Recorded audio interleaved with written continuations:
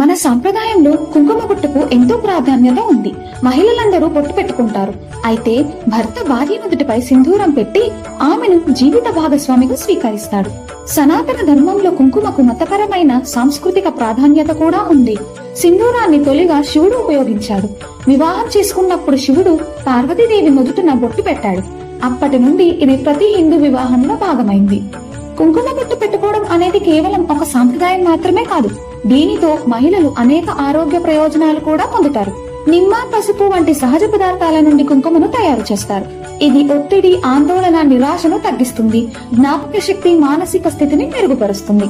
బొట్టు అనేది శరీరంలోని శక్తి కేంద్రాలైన చక్రాలను కూడా ప్రేరేపిస్తుంది.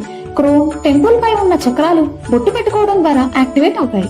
ఈ చక్రాలు జ్ఞానం, అంతర్దృష్టికి సంబంధించినవి. ఈ చక్రాలను యాక్టివేట్ చేయడం వల్ల మహిళలు సానుకూల దైవిక శక్తిని ఆకర్షిస్తారు.